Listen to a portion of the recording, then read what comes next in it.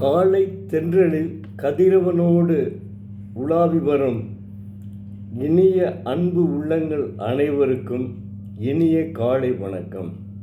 இன்று ஒரு குறள், அதிகாரம் 42, குறள் எண் 413. கேள்வி. செவி உணவிற் கேள்வியுடையார் அறிவுணவின் ஆன்றோரோடு ஒப்பர் நிலத்து.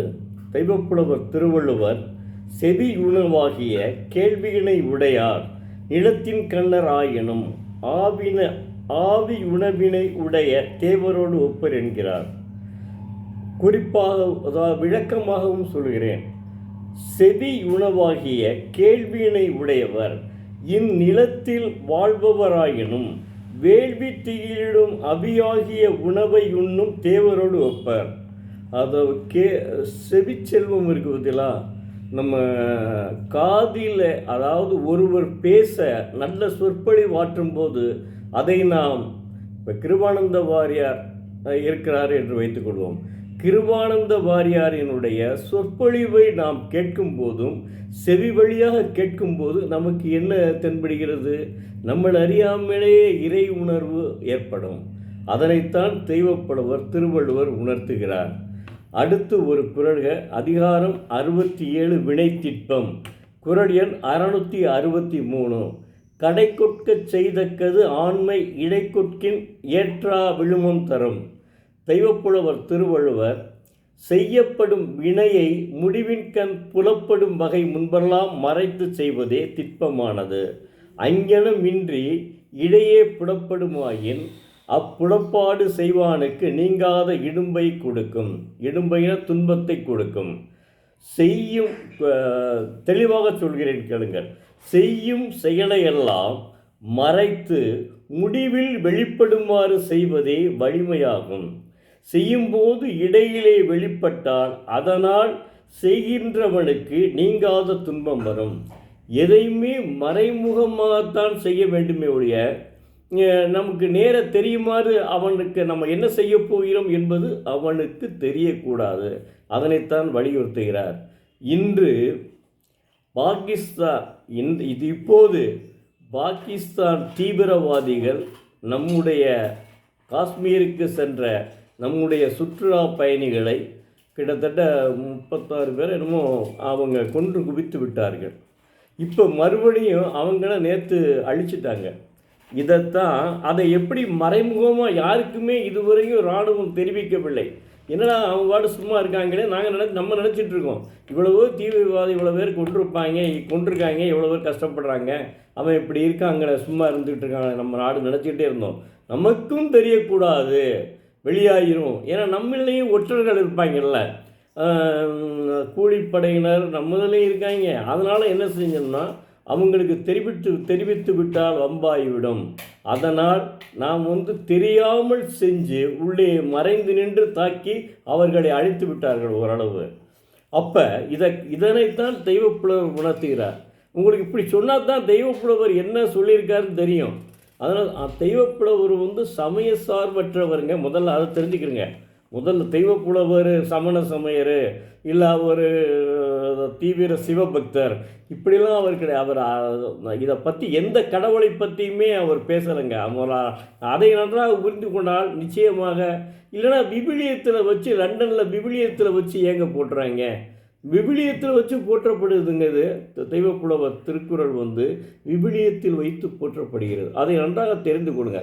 அதிகாரம் 48, குறள் எண் 475.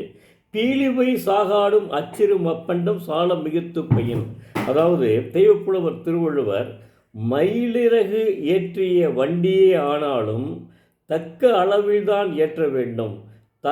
தக்க அளவில்லாமல் ஏற்றினால் அந்த வண்டி அச்சு முறிந்து வண்டி கீழே விழுந்துவிடும். அச்சு முறிந்துவிடும் என்பது ஒரு விஞ்ஞான கருத்துங்க.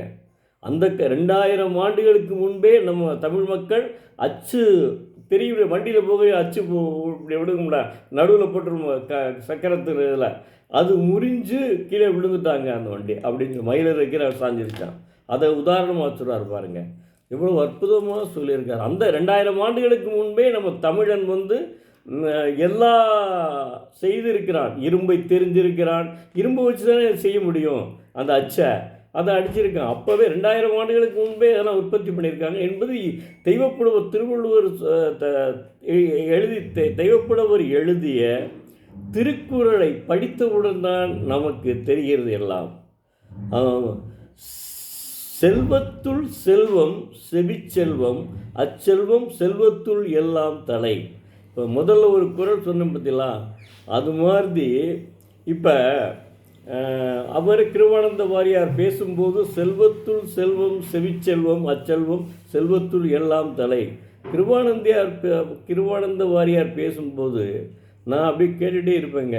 காரணம் என்னென்னா, அவர் செவி வழியாக சொல்லக்கூடிய செவி வழியாக சொல்லக்கூடிய செய்தி இருக்குங்களா, அது அவ்வளோ அற்புதமாக இருக்கும். இப்போ கிருபானந்த வாரியாருக்கு அடுத்து இருக்காங்க, ஆனால் இருந்தாலும் அந்த மாதிரி சொல்லக்கூடிய அளவுக்கு இல்லை. ஆனால் சமுதாயத்தினுடைய சீர்கேடுகளையும் திருக்குறளையும் நகைச்சுவையாக பேசக்கூடிய ஆற்றல் உள்ளவர் இப்பவும் இருக்கிறார். அவர்தான் எங்கள் எங்கள் நகைச்சுவை மன்றத்து மட்டுமல்ல, திருச்சி நகைச்சுவை மன்றம், எங்கள் நகைச்சுவை மன்றம் மற்றும் 20 மாவட்டத்தினுடைய நகைச்சுவை மன்றத்தினுடைய தலைவராக இருக்கிறார். அவர்தான் பேராசிரியர் முனைவர் கலைமாமணி இலக்கிய வேல் என்ற பட்டத்துக்கு உரியவராகிய கு ஞானசம்பந்தன் ஐயா அவர்கள்.